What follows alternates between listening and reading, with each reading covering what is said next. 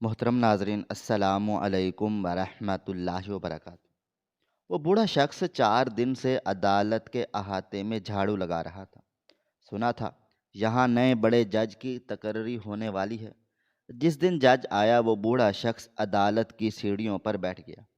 پاس سے گزرتے ہوئے جیسے ہی جج کی نظر بوڑھے سے ملی وہ پلٹا اور بوڑھے کے قدموں میں گر گیا۔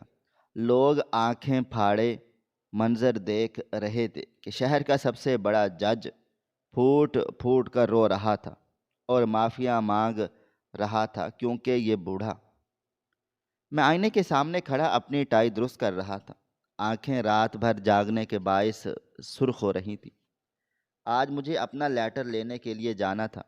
میں نے بہت جدوجہد کے بعد اس پوزیشن کو حاصل کیا تھا۔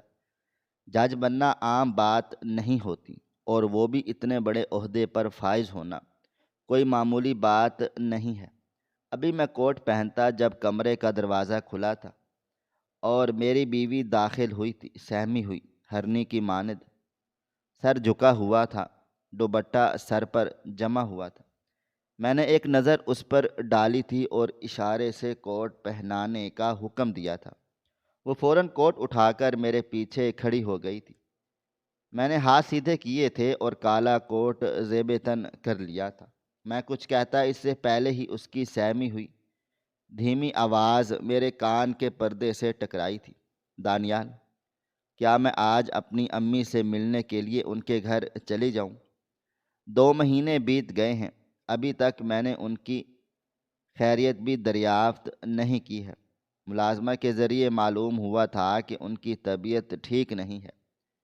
میں ایک دفعہ ان کو دیکھ آؤں گی تو میرا دل سکون میں آ جائے گا۔ اس کی بات سن کر میں پلٹا تھا اور اسے دیکھتے ہوئے بولا، کچھ زیادہ ہی تمہارا دماغ چلنے نہیں لگا ہے جو تم اب فیصلے بھی لینے لگی ہو؟ اور کس ملازمہ نے تمہیں رپورٹ دی ہے؟ ذرا مجھے اس کا نام بتانا، میں اس کی کھنچائی کروں۔ اس گھر میں وہ لوگ اپنے کام کے لیے آتے ہیں، یہاں کی بات وہاں پہنچانے کے لیے نہیں۔ میری بات سن کر وہ بولی، وہ میری ماں ہے، مجھے ان سے بہت زیادہ لگاؤ ہے۔ 2 مہینے ہو گئے ہیں، میں نے ان کی شکل بھی نہیں دیکھی۔ آپ ایک دفعہ سوچیں تو ذرا، میری ماں زندہ ہے اور میں ان سے مل نہیں سکتی۔ اگر کوئی آپ کے ساتھ ایسا برتاؤ کرتا، آپ کے دل پر کیا گزرتی؟ اس کی بات سنتے ہی میں نے گھڑی اٹھا کر اپنی کلائی میں پہنی تھی اور ایک آخری نظر آئینے پر ڈال کر سرد لہجے میں بولا، اگر اتنے ہی مسئلے ہیں تمہیں تو گھر کے دروازے کھلے ہوئے ہیں، تم جا سکتی ہو، میں تمہیں نہیں روکوں گا، لیکن ایک بات یاد رکھنا، پھر وہ دروازے واپسی کے لیے نہیں کھلیں گے۔ جب تم نے مجھ سے شادی کی تھی، تم نے ہر اس رشتے کو خیر آباد کہا تھا جو تم سے منسلک ہے۔ شادی سے پہلے ہی میں نے تم سے کئی دفعہ یہ بات پوچھی، کیا تم راضی ہو؟ اور تم نے بولا تھا کہ ہاں، میں دل سے راضی ہوں، جو آپ بولیں گے میں وہی کروں گی۔ پھر اب آپ اپنی بات سے کیوں مکر رہی ہو؟ میں نہیں چاہتا کہ تم اپنے کسی بھی پرانے رشتے سے ملاقات کرو۔ میری بات سن کر وہ روتے ہوئے بولی، وہ کوئی پرانا رشتہ نہیں ہے، وہ میری ماں ہے۔ انہوں نے مجھے پیدا کیا ہے، آپ نہیں جانتے کہ میں کس طرح جی رہی ہوں۔ ایک اولاد کے لیے اس کی ماں سے دور رہنا بہت تکلیف دہ ہوتا ہے۔ میں مانتی ہوں میں لڑکی ہوں، مجھے اب اپنے گھر میں دل لگانا چاہیے، لیکن کبھی کبھی میں اپنی ماں سے مل سکتی ہوں۔ یہ غلط ہے، آپ مجھے نہیں روک سکتے۔ جبکہ میں دروازے کی طرف بڑھتے ہوئے بولا، میں تمہیں نہیں روک رہا، میرے گھر کے دروازے تمہارے لیے کھلے ہوئے ہیں، تم جا سکتی ہو، لیکن بس میں اتنا کہہ رہا ہوں، اگر تم نے میری بات کی نافرمانی کی تو میرے گھر کے دروازے تمہارے لیے پھر بند ہو جائیں گے۔ اب فیصلہ تمہارے ہاتھ میں ہے، تم کیا کرنا چاہتی ہو۔ ایک بات یاد رکھنا، یہ شادی تمہاری اپنی مرضی سے ہوئی تھی، اس شادی میں میری مرضی شامل نہیں تھی، اس لیے بہتر ہوگا ہوش سے کام لو۔ یہ کہہ کر میں ٹھہرا نہیں تھا بلکہ کمرے سے نکل گیا تھا۔ میں جانتا تھا وہ اب پیچھے روئے گی، مگر مجھے اس بات سے کوئی فرق نہیں پڑتا تھا۔ مجھے آج بھی یاد تھا شادی سے 2 مہینے پہلے جس طرح عائشہ نے ہنگامہ کیا تھا اور پوری دنیا میں انسلٹ کروائی تھی، میں بھول نہیں سکتا۔ میری شادی میری خالہ کی بیٹی نعیمہ سے ہو رہی تھی۔ میں خوش تھا، میری ماں نے اسے میرے لیے منتخب کیا تھا، لیکن میں جانتا ہی نہیں تھا کہ عائشہ مجھے پسند کرتی ہے اور میرے لیے پاگل ہو چکی ہے۔ اس نے اپنی دیوانگی میں ویڈیو بنائی تھی اور اپنی کلائی کاٹ لی تھی، یہ کہہ کر کہ اگر اس کی شادی مجھ سے نہیں ہوئی تو وہ مر جائے گی۔ مجبوراً مجھے سب کے درمیان حامی بھرنی پڑی تھی۔ میں نے اس سے شادی کر تو لی تھی، لیکن میرے دل میں اس کے لیے آج تک وہ مقام پیدا نہیں ہوا تھا جو ایک عورت کا اپنے شوہر کے دل میں ہوتا ہے۔ باہر آ کر میں نے ایک خاموش نگاہ کام کرتے ہوئے ملازمین پر ڈالی تھی۔ آخر کون تھا ان میں جو اس کی ماں کی خبر اس تک پہنچا رہا تھا؟ کافی دیر دیکھنے کے بعد بھی میں اس بات کا اندازہ نہیں لگا پایا تھا، کیونکہ عائشہ کی ہر ایک سے بہت اچھی دوستی تھی۔ وہ ملازمین کو گھر کے فرد کی طرح ٹریٹ کرتی تھی۔ میں کتنا بھی اس سے چڑ لوں، مگر اس میں یہ بات بہت اچھی تھی کہ وہ میرے لیے پاگل تھی اور میرے گھر کے ہر فرد سے ایسی محبت کرتی تھی جیسے ان سب کے لیے جان بھی دے دے گی۔ یہی ایک وجہ تھی کہ وہ اب تک میرے ساتھ ٹکی ہوئی تھی، ورنہ وہ دن دور نہیں کہ میں اسے اپنے گھر سے اسی بہانے سے نکال دوں کہ تمہارا رویہ میرے گھر والوں کے ساتھ درست نہیں ہے۔ باہر آ کر میں نے اپنی گاڑی کی چابی ڈرائیور سے لی تھی اور خود ہی سوار ہو کر لیٹر کے لیے کورٹ کی طرف بڑھ گیا تھا۔ میں جانتا تھا بنا سیکیورٹی کے مجھے اس طرح نہیں نکلنا چاہیے۔ اب ہر طرف میرے لیے خطرہ ہے، مگر اس کے باوجود مجھے اکیلے نکلنا بہت پسند تھا۔ ایک لمبی مسافت طے کر کے میں کورٹ پہنچ گیا تھا۔ میرا استقبال بہت اچھے طریقے سے کیا گیا تھا۔ آخر کو میں اتنا مشہور جج تھا اور اتنے بڑے عہدے پر فائز تھا، سب میری بہت زیادہ عزت کرتے تھے۔ ابھی میں آفس کی طرف بڑھتا، اچانک میری نظر دائیں طرف گئی تھی۔ وہاں کام کرتے ہوئے ایک بوڑھے کی پشت مجھے نظر آئی تھی۔ ایک لمحہ لگا تھا مجھے اپنی جگہ پر جامد ہونے کے لیے۔ میرے منہ سے بے اختیار یہ الفاظ پھسلے تھے، یہ یہاں کیسے؟ میں اس کی طرف بڑھنا چاہتا تھا، لیکن باقی سٹاف ممبر بھی آ گئے تھے۔ مجبوراً مجھے تھمنا پڑ گیا تھا۔ میری نظر اس سمت ہی تھی، مگر اب وہ بوڑھا شخص موجود نہیں تھا۔ مجھے عزت کے ساتھ اندر لے گئے تھے۔ میرے چہرے کی رونق مان پڑ چکی تھی۔ ماضی کے کچھ قصے میری آنکھوں کے سامنے لہرا رہے تھے، جسے میں بار بار جھٹک رہا تھا۔ کئی دفعہ وہاں موجود افسران نے مجھے مخاطب کیا تھا، لیکن میری حالت اب اتنی پیچیدہ ہونا شروع ہو گئی تھی کہ وہاں بیٹھنا میرے لیے دوبار ہو گیا تھا۔ میں نے بے اختیار اپنی جگہ سے کھڑا ہو گیا تھا۔ میرے کھڑے ہوتے ہی وہاں موجود تمام لوگ کھڑے ہو گئے تھے۔ میں نے سر نفی میں ہلایا تھا اور ان سب کو دیکھتے ہوئے بولا، میں معذرت چاہتا ہوں، لیکن مجھے ابھی نکلنا ہوگا۔ آپ مجھے لیٹر دے دیں، میں 4 دن کے بعد جوائننگ دے دوں گا۔ میں ابھی فی الحال یہاں نہیں ٹھہر سکتا، میری طبیعت بہت زیادہ عجیب سی ہو رہی ہے۔ نہ جانے کیوں مجھے بہت زیادہ گھبراہٹ ہو رہی ہے۔ اگر وہ یہاں پر ہیں تو پھر وہ تماشا کیا تھا؟ میرے دل و دماغ میں صرف ایک بات گونج رہی تھی۔ چند لمحوں کے بعد میرے ہاتھ میں لیٹر تھما دیا گیا۔ میں نے ان سب سے رخصتی لی تھی اور اپنی گاڑی میں آ کر بیٹھ گیا تھا۔ میرے دماغ میں اب بھی وہی خیالات چل رہے تھے۔ کیا مجھے اندر جا کر دیکھنا چاہیے؟ کیا واقعی وہ بوڑھا شخص ذوالفقار نعیم ہے، یا پھر یہ میرا وہم ہے؟ لیکن اب میں اگر گاڑی سے اترتا، وہاں کے ورکر ایک بار پھر مجھے اندر لے جاتے، اس لیے مجبوراً میں نے گاڑی کو سٹارٹ کیا تھا اور اپنے گھر کی طرف بڑھ گیا تھا۔ ایک لمبی مسافت طے کر کے میں گھر واپس لوٹ آیا تھا۔ میری واپسی تقریباً 4 سے 5 گھنٹے کے بعد کی تھی۔ لیکن میرے ایک وہم نے مجھے وہاں بیٹھنے ہی نہیں دیا تھا۔ میں جیسے ہی گھر میں داخل ہوا تھا، چوکیدار کے چہرے کی رنگت یکدم اڑ گئی تھی۔ میں حیران ہوا، اسے اچانک مجھے دیکھ کر کیا ہوا ہے، مگر میں نظر انداز کیے اندر جانے لگا تھا جب اچانک چوکیدار میرے سامنے آ گیا تھا۔ میں حیران ہو کر اس کی صورت دیکھ رہا تھا۔ آج سے پہلے اس نے کبھی اس طرح کا تماشا نہیں کیا تھا، اور وہ مجھے دیکھتے ہوئے بولا، صاحب آج آپ اتنی جلدی آ گئے، خیریت ہے؟ میں حیران ہو کر بولا، کیوں، تم سے پوچھ کر آؤں گا، اور میرا راستہ کیوں روک رہے ہو؟ دماغ خراب ہو گیا ہے تمہارا؟ جب سے میری شادی ہوئی تھی میرا رویہ سب کے ساتھ ہی بد سے بدترین ہو گیا تھا۔ میں کسی کے ساتھ بھی نرمی سے پیش نہیں آتا تھا، وہ میری ماں ہو، گھر کا چوکیدار ہو، یا میری بیوی، سب کو جوتے کی نوک پر رکھتا تھا۔ ہاں، اماں سے نرمی سے پھر بھی بات کر لیتا تھا، لیکن ان کے علاوہ کسی کو منہ لگانا میرے لیے توہین کی بات تھی۔ وہ مجھے دیکھتے ہوئے بولا، صاحب دراصل مجھے اپنی فیملی کے بارے میں آپ سے بات کرنی ہے۔ اس کا لہجہ لڑکھڑا رہا تھا، اس کے انداز سے ہی معلوم ہو رہا تھا کہ بات کچھ اور ہے۔ میں اسے دیکھتے ہوئے بولا، کیا بات ہے؟ کیا بات کرنی ہے تمہیں اپنی فیملی کی؟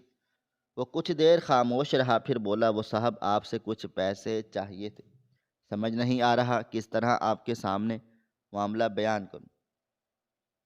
میں نے ایک گہری سانس لی تھی، اپنا پرس نکالا تھا اور ہزار ہزار کے 10 نوٹ گن کر اس کی ہتھیلی پر رکھ دیے تھے، اور اسے دیکھتے ہوئے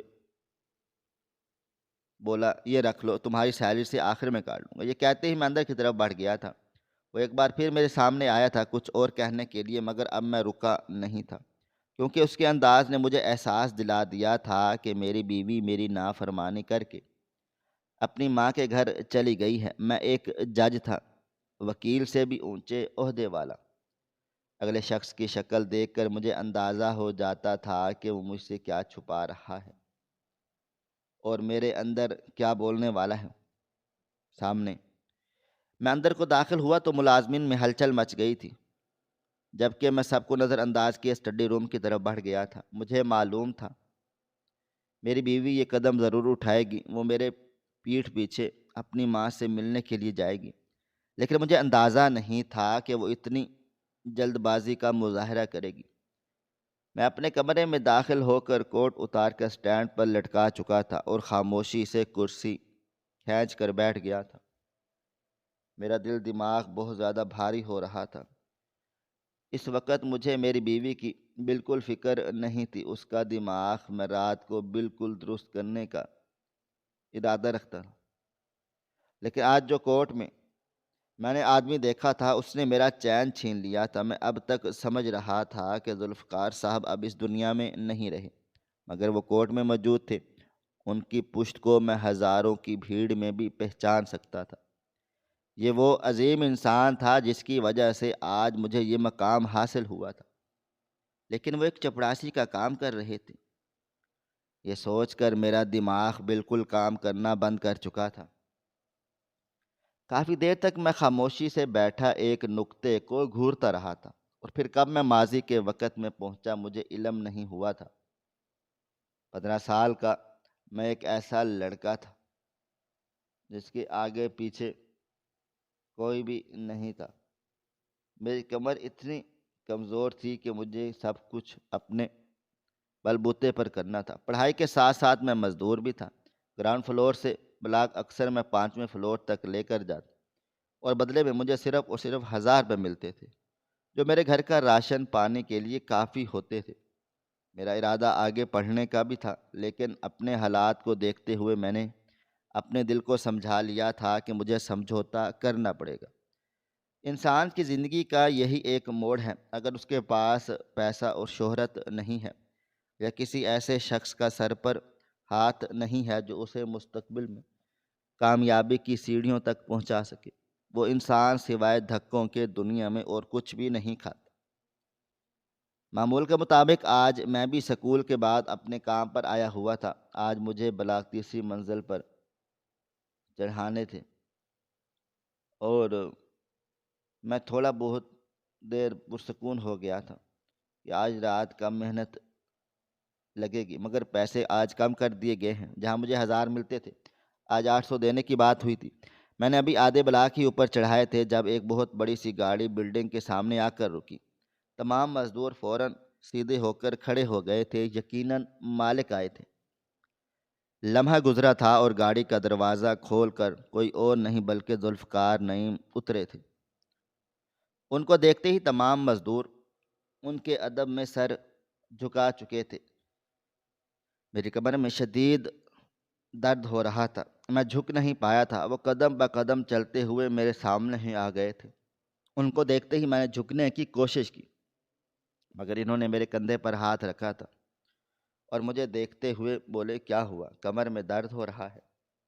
میں نے سر ہاں میں ہلایا تھا۔ وہ مجھے دیکھتے ہوئے بولے، اگر تکلیف ہے تو کیوں اٹھا رہے ہو اتنے بھاری بلاک؟ کسی اور سے کہہ دو، تم کوئی اور کام کر لو۔ سیٹھ فوراً آگے آ گیا تھا۔ میں کوئی بھی جواب دیتا اس سے پہلے ہی وہ بولا، سر یہ سب ڈرامے بازی ہے ان لوگوں کی، تم جاؤ اپنا کام کرو۔ انہوں نے مجھے آنکھوں سے ہی اشارہ دے دیا تھا۔ ابھی میں اپنا ایک قدم آگے بڑھاتا جب ذوالفقار صاحب نے میرا ہاتھ تھاما تھا اور مجھے دیکھتے ہوئے بولے، کہیں جانے کی ضرورت نہیں ہے، تم میرے ساتھ آؤ۔ تمہاری عمر کیا ہے؟ میں ہچکچایا تھا۔ اچانک سے اس عمل پر میری واقعی حالت خراب ہو گئی تھی۔ میں گھبرا کر بولا کہ میں 15 سال کا ہوں۔ وہ بولے، پڑھتے ہو تو پھر مزدوری ہی کر رہے ہو؟ میں نے فوراً سے جواب دیا تھا کہ نہیں، میں پڑھائی بھی کر رہا ہوں اور پڑھائی کی خاطر ہی نوکری کر رہا ہوں۔ آج اگر میرے پاس پیسہ ہوگا تبھی میں آگے تعلیم حاصل کر پاؤں گا۔ میری بات سن کر وہ میرے کندھے پر ہاتھ رکھتے ہوئے بولے، میرے ساتھ تھوڑی دیر بات چیت کرو گے؟ مجھے ایسے بچے بہت پسند تھے جو اتنی محنت کرتے ہیں۔ میں نے سیٹھ صاحب کو گھبرائی ہوئی نظروں سے دیکھا تھا، کہیں یہ مجھے کام سے نہ نکال دیں، مگر ذوالفقار صاحب مجھے کندھے سے تھام کر اپنی گاڑی تک لے آئے تھے۔ باقاعدہ میرے لیے دروازہ کھولا گیا تھا اور مجھے اندر بٹھایا گیا۔ میں سہمے انداز میں بیٹھ گیا تھا۔ وہ مجھے دیکھتے ہوئے بولے، کیا بات ہے، اتنے گھبرا کیوں رہے ہو؟ میں تمہارے باپ کی طرح ہوں اور ریلیکس رہو۔ جبکہ میں صرف سر ہلا کر رہ گیا تھا اور وہ بھی میرے ساتھ اندر ہی بیٹھ گئے تھے اور اپنے ڈرائیور کو ایک ریسٹورنٹ کا نام بتایا تھا، جبکہ میں حیران ہو رہا تھا کہ یہ انسان مجھ پر اتنی مہربانی کیوں کر رہا ہے۔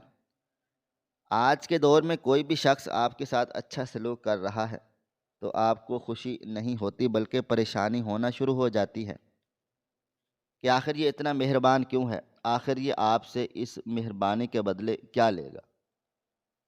میرے دل و دماغ میں یہی سب چل رہا تھا۔ میں بچپن سے ہی اپنے باپ کا سایہ نہیں دیکھا تھا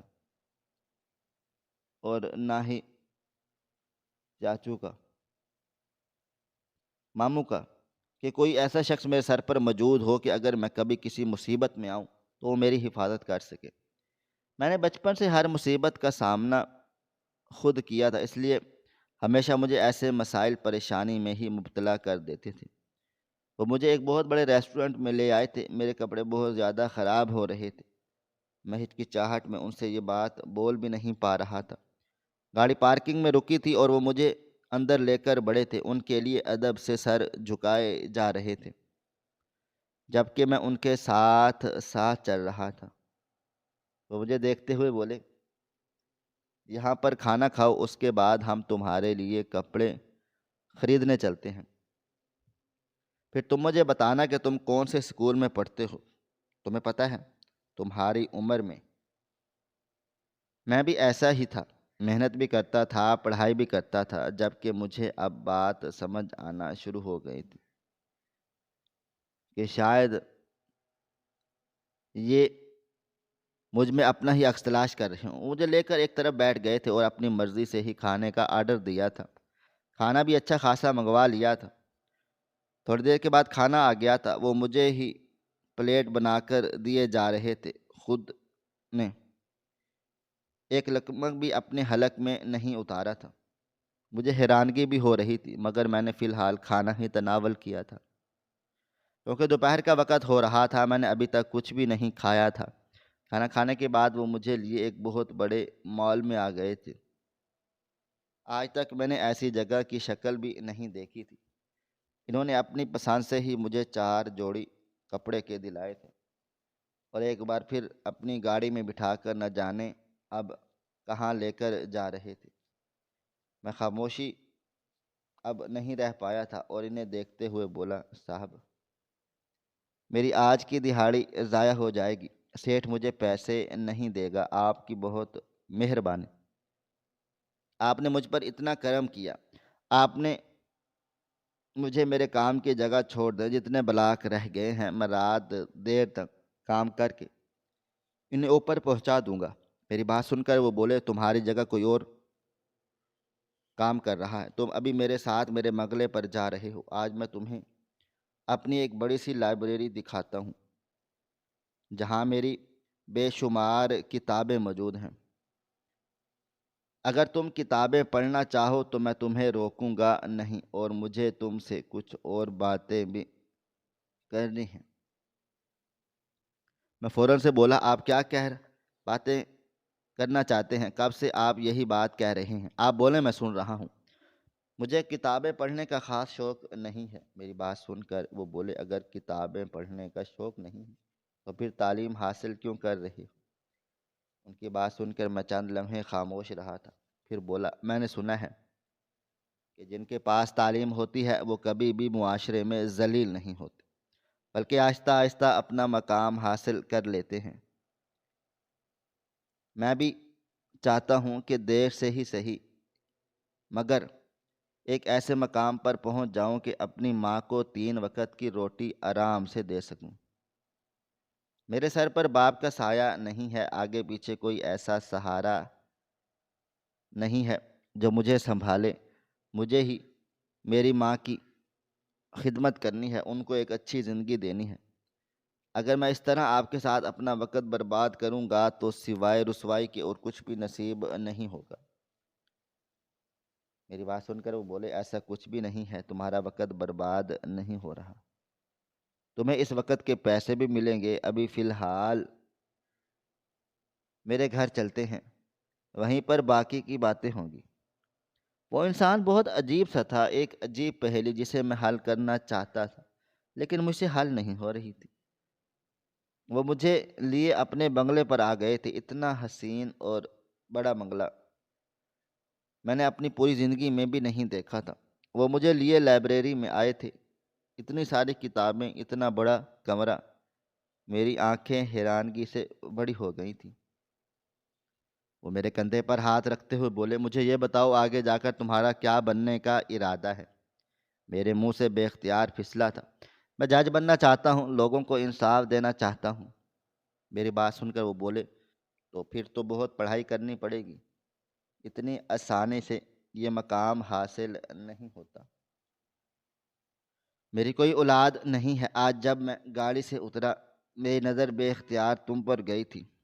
سب جھک گئے تھے لیکن تم جھکے نہیں تھے۔ مجھے برا نہیں لگا تھا بلکہ اچھا محسوس ہوا تھا کہ کوئی ایسا بھی اس دنیا میں موجود ہے جو میرے سامنے جھک نہیں رہا بلکہ میرے سامنے کھڑا ہے، مجھے دیکھ رہا ہے لیکن مجھ سے ڈر نہیں رہا۔ ان کی بات سن کر میں بولا، میں آپ کی بہت زیادہ عزت کرتا ہوں اور بہت زیادہ احترام ہے آپ کا میرے دل میں۔ میری آج کمر میں بہت زیادہ درد ہو رہا تھا، اس لیے میں جھک نہیں پایا۔ اس کے علاوہ اور کوئی بھی ایسی بات نہیں ہے۔ میری بات سن کر وہ بولے، لیکن آج جب میں نے تم سے بات کی تو مجھے یہ بھی احساس ہوا کہ تم بالکل میرے جیسے ہو۔ بچپن میں بھی تمہارے ہی جیسا تھا، ماں باپ کا سایہ سر پر نہیں تھا، سب کچھ اپنے بل پر کیا، پڑھائی کی، نوکری کی، مزدوری کی، کئی طرح کے ٹھیکے لیے۔ ایک دن میں 3 جگہوں پر کام کرتا تھا اور دوپہر اتنی گاڑی بڑا گھر کاروبار لے کر بیٹھا ہے، ایسا نہیں بیٹھے، میں نے بہت محنت کی مگر افسوس میری اولاد نہیں ہے۔ میں یہ سب کس کو دوں گا؟ مجھے سمجھ نہیں آتا۔ ان کی بات سن کر میری آنکھوں میں ایک لمحے کے لیے لالچ آئی، مگر میں نے اس لالچ کو جھٹک دیا تھا۔ جو انسان لالچ کرتا ہے اسے سوائے رسوائی کے اور کچھ نصیب نہیں ہوتا۔ میں بولا تو آپ کیا چاہتے ہیں؟ میں آپ کے لیے کیا کروں؟ وہ بولے تمہیں بس میرا ایک چھوٹا سا کام کرنا ہوگا، اس سے زیادہ میں تم سے اور کچھ بھی نہیں مانگوں گا۔ مجھے اب بات سمجھ آ گئی تھی کہ شروعات میں ہی مجھے اندازہ ہو گیا تھا کہ یہ شخص مجھ پر اتنا مہربان کیوں ہو رہا ہے۔ اس کے پیچھے کوئی نہ کوئی بات ضرور ہے، اور وہ بات تھی اپنے فائدے کی۔ وہ مجھے دیکھتے ہوئے بولے جس فیلڈ میں کام کرتا ہوں یہ کام آسان نہیں ہوتا۔ ہمارے اکثر اتنے دشمن بن جاتے ہیں کہ ہم ایک قطار میں کبھی کھڑے ہی نہیں ہو سکتے۔ کوئی نہ کوئی کسی نہ کسی طرح اگلے کی جڑ کاٹ رہا ہے۔ میرے ایک بزنس پارٹنر ہے نظام الدین، بہت اچھا انسان ہے، لیکن میں اس کو آگے بڑھتا ہوا نہیں دیکھ سکتا۔ میرے لیے یہ برداشت کرنا بہت مشکل ہے۔ تمہیں بس میرے لیے کام کرنا ہوگا، بدلے میں تمہیں سرکاری اسکول سے نکال کر ایک پرائیویٹ اسکول میں داخل کرواؤں گا۔ یونیورسٹی کالج کی فیس کی ذمہ داری میری ہوگی۔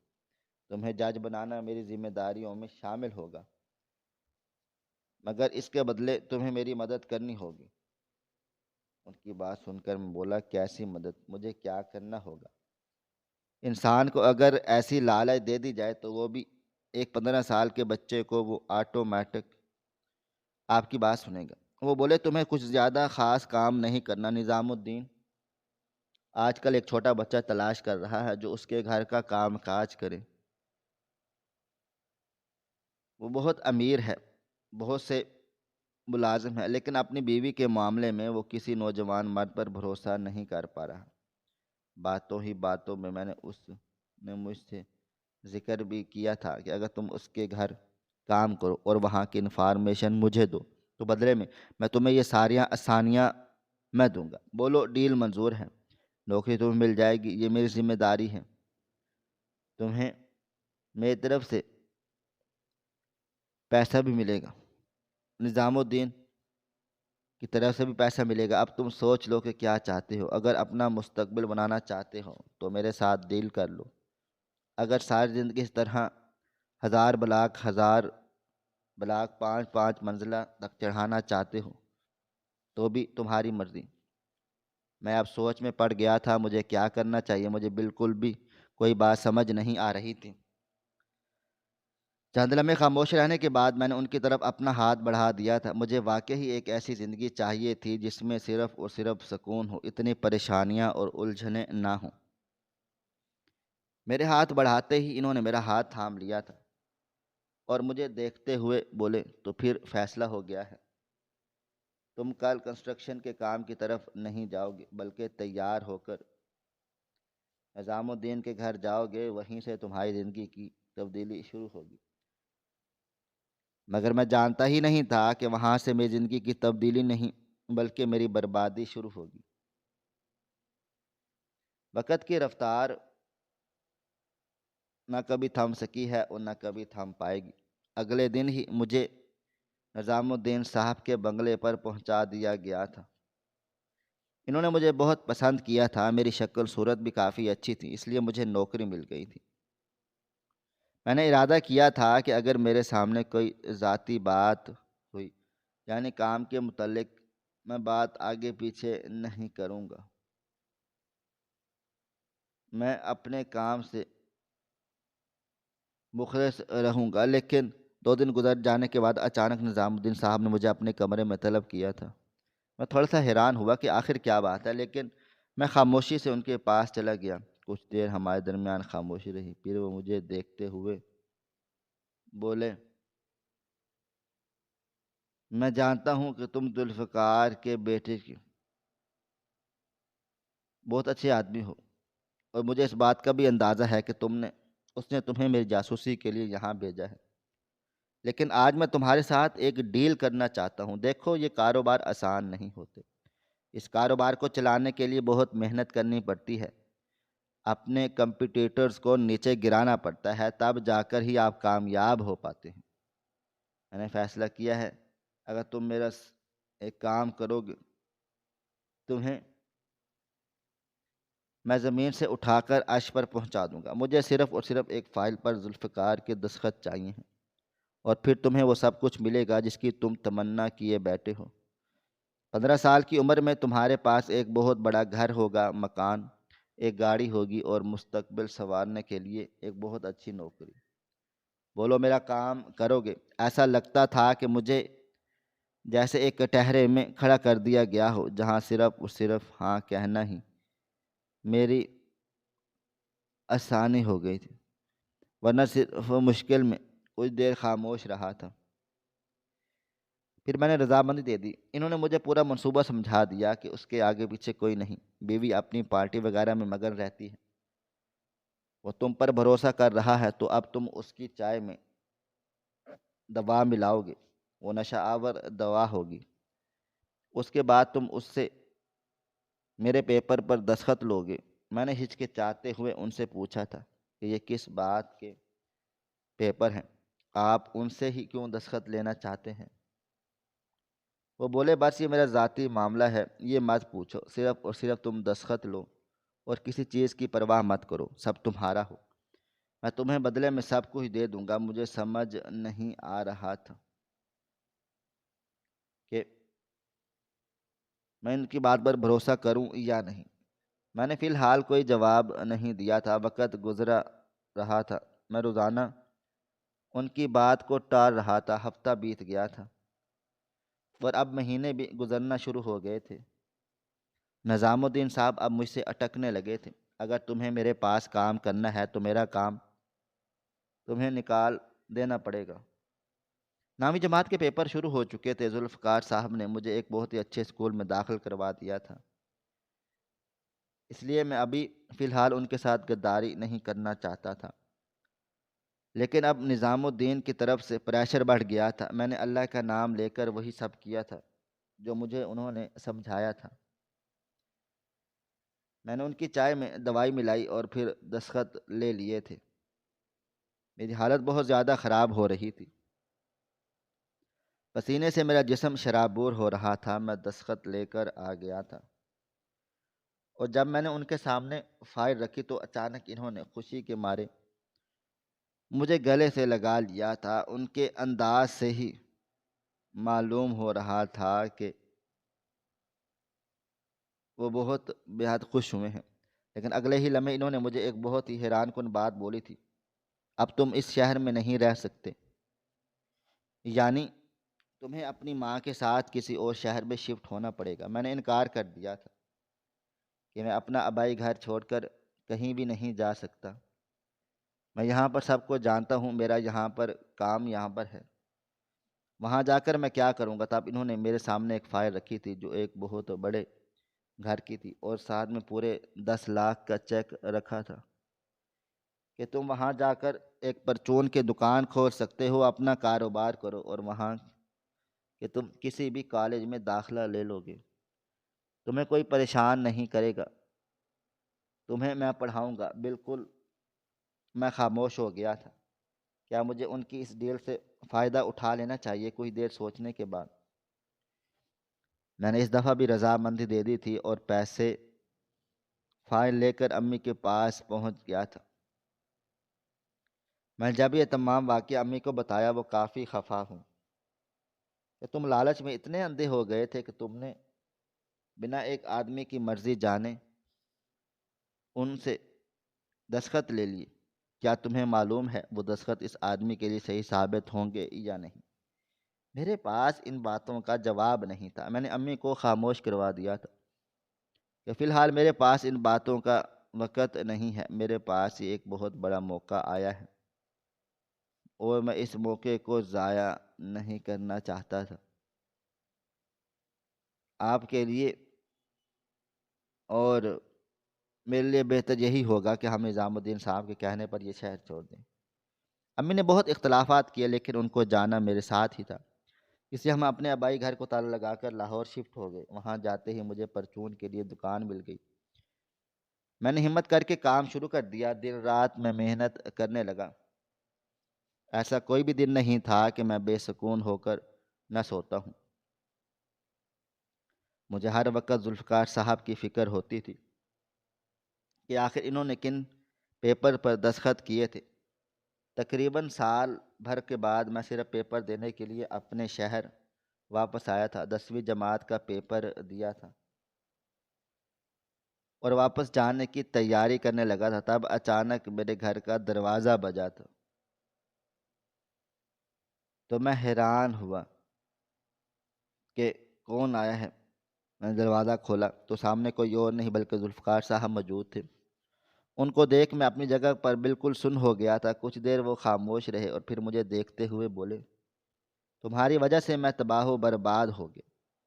میں نے تمہارے لیے اتنا کچھ کیا، تمہیں ایک اچھی زندگی دینے کی کوشش کی، اور تم نے بدلے میں نظام کا ساتھ دے کر مجھے تباہ و برباد کر دیا۔ تمہیں پتہ ہے وہ پیپر کون سے پیپرز تھے؟ ان پیپرز میں میری پوری جائیداد، میرا کاروبار، سب کچھ درج تھا۔ اگر میں اس پر دستخط کرتا تو سب کچھ نظام کا ہو جاتا، اور تم نے مجھ سے وہی کروا کر میری پوری زندگی کو بدل دیا ہے۔ میں نے تم سے نظام کی جاسوسی کرنے کا بولا تھا، میں نے تمہیں اس کے ساتھ کچھ برا کرنے کا نہیں بولا تھا۔ مجھے لگا تھا تم میری اولاد کی طرح ہو، لیکن تم ایک فرعون ہو، ایک ناسور ہو۔ خدا تمہیں کبھی معاف نہیں کرے گا۔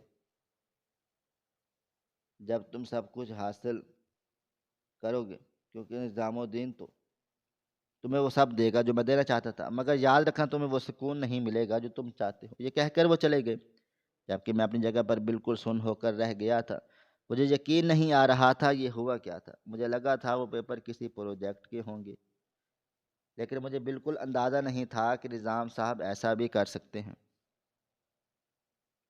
وہ دن میرے لیے بہت مشکل ثابت ہوا تھا، مگر اب جو ہونا تھا ہو چکا تھا۔ میں اپنے شہر واپس آ گیا۔ اماں کو میں نے کچھ بھی نہیں بتایا تھا۔ وقت گزرتا جا رہا تھا، میں یونیورسٹی پہنچ گیا تھا، تب مجھے اطلاع ملی کہ ذوالفقار صاحب کا انتقال ہو گیا ہے۔ وہ دن میرے لیے بہت اذیت ناک تھا، کیونکہ بتایا گیا تھا کہ ان کا انتقال اس لیے ہوا ہے کہ ان کے پاس بیماری کے علاج کے پیسے نہیں تھے، اور وہ اپنی بیماری سے لڑتے لڑتے دنیا سے رخصت ہو گئے۔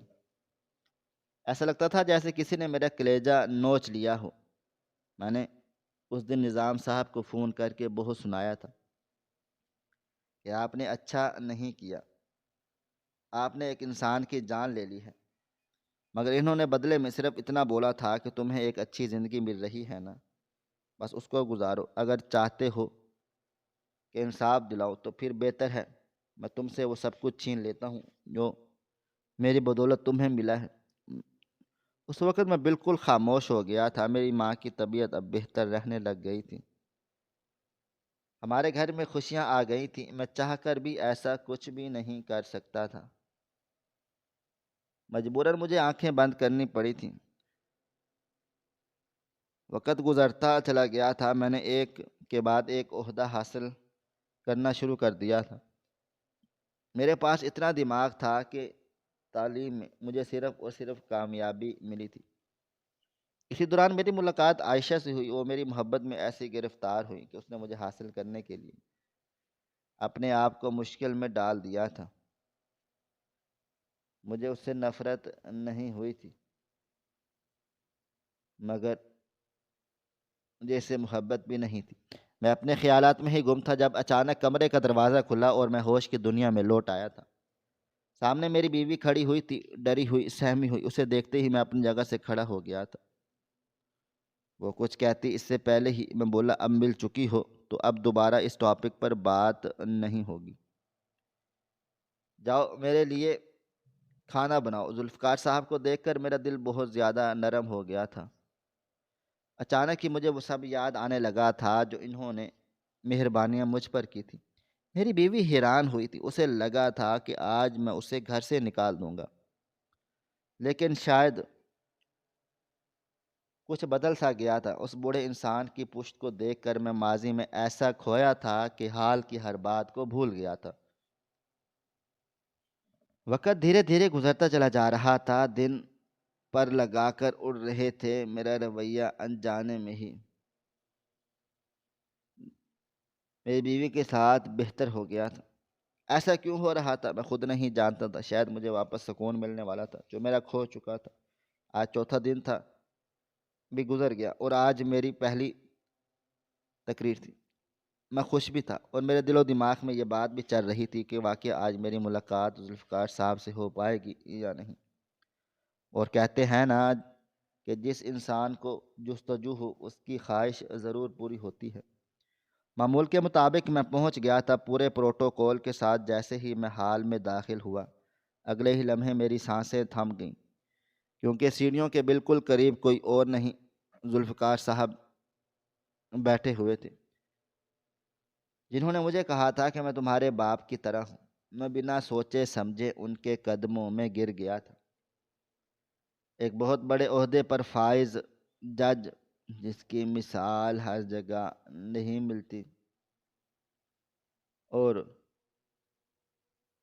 وہ بنا سوچے سمجھے غریب چپڑاسی کے قدموں میں پڑا ہوا تھا۔ میں روتے ہوئے بولا، میں جانتا ہوں آپ میرا انتظار کر رہے تھے، میں آ گیا ہوں، مجھے معاف کر دے ذوالفقار صاحب، مجھے خبر ہوئی تھی کہ آپ کا انتقال ہو گیا ہے۔ اس وقت میں بہت رویا تھا، میرا دل پھٹ رہا تھا، میں نے نظام الدین کو بہت زیادہ سنائی تھی۔ مجھے معاف کر دیں، میں کس طرح آپ سے معافی مانگوں، مجھے سمجھ نہیں آ رہا۔ آپ نے میرے لیے بہت کچھ کیا، مجھے اس مقام تک بے شک نظام الدین نے پہنچایا، لیکن آپ سیڑھی بنے۔ مجھے معاف کر دیں، مجھے سکون کی دعا دے دیں۔ میری شادی ہو گئی، میری ایک خوشحال زندگی ہے، مگر سکون نہیں ہے۔ سب کچھ ہے میرے پاس لیکن امن نہیں ہے۔ وہاں موجود ہر شخص مجھے دیکھ رہا تھا۔ کافی دیر تک میں روتا رہا تھا اور پھر ذوالفقار صاحب خاموش رہے اور پھر ان کی آواز گونجی تھی، تم نے جو کرنا تھا وہ تم کر چکے ہو، اب معافی کیوں مانگ رہے ہو؟ ان کی بات سن کر مجھے اور زیادہ شرمندگی ہوئی تھی۔ میں بولا، کیونکہ میرے پاس سکون نہیں ہے۔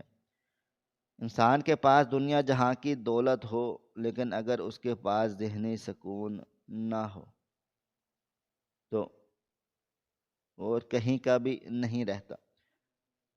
میں آپ کو کیسے سمجھاؤں کہ میں مر رہا ہوں؟ خدا کے لیے مجھے معاف کر دیں۔ میری بات سن کر وہ بولے، جاؤ، میں نے تمہیں معاف کیا۔ 4 دن سے میں یہاں پر تمہارا انتظار کر رہا تھا۔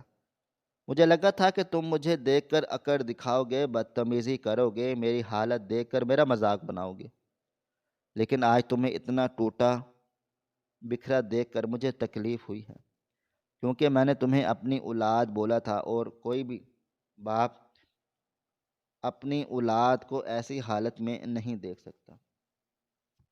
ان کی بات سن کر میں تڑپ کر ان کے گلے لگ گیا تھا اور خوب سارا رویا تھا۔ کافی دیر رونے کے بعد میں ان سے علیحدہ ہوا تھا تو اب وہ مجھے مسکراتی ہوئی نظروں سے دیکھ رہے تھے۔ میں ان کو دیکھتے ہوئے بولا، اب میرے ساتھ میرے گھر چل رہے ہیں، آپ میرے بابا ہیں، اور میں آپ کو وہی سب عزت اور مقام دینا چاہتا ہوں جو ایک باپ کو دی جاتی ہے۔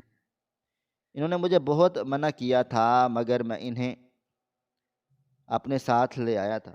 امی نے بھی ان سے معافی مانگی تھی، میری وجہ سے جو دکھ تکلیف انہوں نے اٹھائی تھی اس کے لیے میں اور میری ماں دونوں شرمندہ تھے۔ میری بیوی ان کا بہت زیادہ خیال رکھنے لگ گئی تھی، جس کے باعث ہم دونوں کے درمیان اب محبت بھی پیدا ہو گئی تھی۔ میں سب بھول کر اب اسے ایک موقع دینا چاہتا تھا۔ جب میری زندگی کی سب ٹھیک ٹھاک ہو رہا تھا تو میں اپنی شادی شدہ زندگی کو کیوں برباد کرتا؟ میں نے ذوالفقار شاہ سے پوچھا کہ آپ کے مرنے کی خبر کیوں پہنچی تھی مجھ تک؟ تب انہوں نے بولا کہ وہ ایسا چاہتے تھے کہ مجھے یہ بتایا جائے کہ وہ مر چکے ہیں۔ انہیں لگا تھا کہ میں آؤں گا تب وہ مجھے یہ بولیں گے کہ جو بد دعا میں نے تمہیں دی تھی میں وہ واپس لے چکا ہوں، تم پرسکون رہو۔ لیکن میں اپنے اتنے گلٹ میں تھا کہ میں ان کی میت کا سن کر بھی نہیں گیا تھا۔ میں نے اس بات پر بھی ان سے معافی مانگی تھی۔ تب انہوں نے مجھے ڈانٹ دیا تھا کہ اب بس جو ہونا تھا وہ تو ہو چکا ہے، تمہیں اپنی غلطیوں کا احساس ہے، یہی میرے لیے کافی ہے۔ آج کل سننے میں آ رہا ہے کہ نظام صاحب کی طبیعت بہت زیادہ خراب ہے اور وہ ہسپتال میں داخل ہیں۔ ان کی بھی کوئی اولاد ان کو پوچھ نہیں رہی ہے اور ان کی دولت پر عیاشی تو کر رہی ہے، مگر ان کا خیال رکھنے کے لیے کوئی بھی موجود نہیں ہے۔ ایسے لوگوں کا اختتام ایسے ہی ہوتا ہے جو لوگ دوسروں کی خوشیوں کو کھا جاتے ہیں۔ ان کو رب العزت بھی سکون کی زندگی اور موت نہیں دیتا۔ میں تمام سننے والوں کو یہی پیغام دینا چاہوں گا کہ خدارہ کسی کے ساتھ دھوکہ کرنے سے پہلے ایک دفعہ ضرور سوچ لیں کہ آپ کو بھی مر کر اللہ تعالیٰ کو منہ دکھانا ہے۔ جو لوگ یہ نہیں سوچتے اور اپنی من مرضیاں کرتے رہتے ہیں، وہ یہ بھول جاتے ہیں کہ دنیا کو تخلیق کرنے والی ذات بہت بڑی ہے، تو وہ لوگ صرف اور صرف ذلت کے علاوہ اور کچھ بھی حاصل نہیں کر پاتے۔ ناظرین، آپ کو ہماری آج کی کہانی کیسی لگی؟ کومنٹ باکس میں اپنی رائے کا اظہار ضرور کریں۔ خواہش صرف اتنی ہے کہ کچھ الفاظ لکھوں جس سے کوئی گمراہی کے راستے پہ جاتے جاتے رک جائے، اور نہ بھی رکے تو سوچ میں ضرور پڑ جائے۔ دوستو، امید کرتا ہوں کہ آپ کو یہ ہماری کہانی پسند آئی ہوگی۔ کہانی پسند آئی ہو تو ویڈیو کو لائک کریں، کمنٹس کریں، شیئر کرنا بالکل بھی نہ بھولیں۔ اور ہاں، اگر آپ لوگ اس چینل پر نئے ہیں تو ہمارے چینل ہریرہ انفو کو سبسکرائب ضرور کر لیں اور نوٹیفیکیشن کو ضرور دبائیں تاکہ آنے والی کہانی سب سے پہلے آپ کو مل سکے۔ ملتے ہیں کل ایک نئی اور دلچسپ کہانی کے ساتھ، تب تک اپنا ڈھیر سارا خیال رکھیے گا۔ اللہ حافظ۔